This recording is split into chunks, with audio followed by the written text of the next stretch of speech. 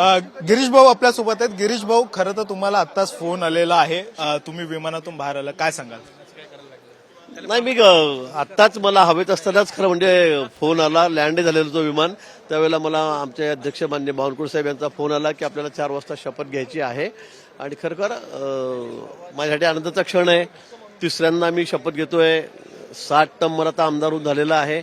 आणि सर्वांचे मी आधी आभार मानतो. आमचे सगळे दिल्लीतलं नेतृत्व आहे, राज्यातलं नेतृत्व आहे, सर्वांचे मी मनापासून या ठिकाणी आभार व्यक्त करतो.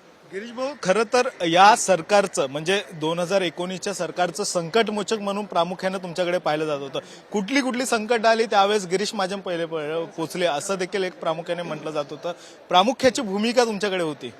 नाही, अनेक वेळेला असेल. मग नॅचरल क्लायमेटी असतील, पूर असतील, महापूर असतील, कुठे लँडस्लायडिंग झालं असेल, कुठले मोर्चे होते, कुठले आंदोलनं मोठे झालेले होते, कुठे बदलापूर सारखा विषय असेल की त्यावेळेला खूप टेन्शन त्या ठिकाणी होतं. 8-8, 9-9 तास गाड्या बंद ठेवलेल्या, लोकल बंद होत्या.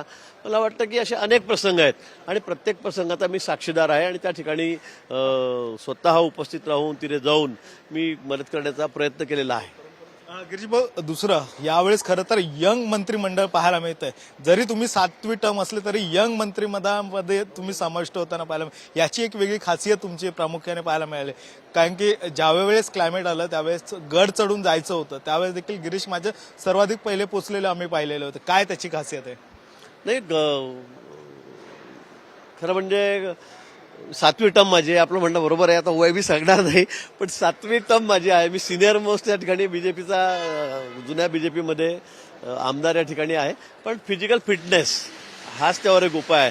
मी दररोज पळतो, दररोज जिम करतो, दररोज व्यायाम करतो आणि खाण्यापिण्यावर सगळं माझं कंट्रोल असतं. मी कधी बाहेर जेवत नाही, लग्नात जेवत नाही, हॉटेलमध्ये जेवत नाही, घरचं जेवण करतो. अनेक गोष्टी आहेत.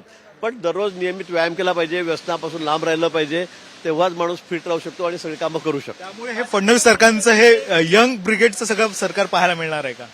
निश्चितच. अजून मला नावं माहीत नाही. मी आताच विमानातून उतरलो, मला अजून नावं माहीत नाही, कोणाची नावं आहे काय. मला वाटतं 5 मिनिटांमध्ये मला कळेल, त्यानंतर मी बोलू शकेन. व्हिडिओ जर्नलिस्ट अरविंद सह, गणेश कवडे, नागपूर. देश विदेशातील प्रत्येक घडामोडींचे लाईव्ह अपडेट मिळवण्यासाठी आता साम टीव्हीच्या सर्व सोशल मीडिया प्लॅटफॉर्मला लाईक, फॉलो आणि सबस्क्राईब करा. तसंच सर्व नोटिफिकेशनसाठी बेल आयकॉन प्रेस करायला विसरू नका.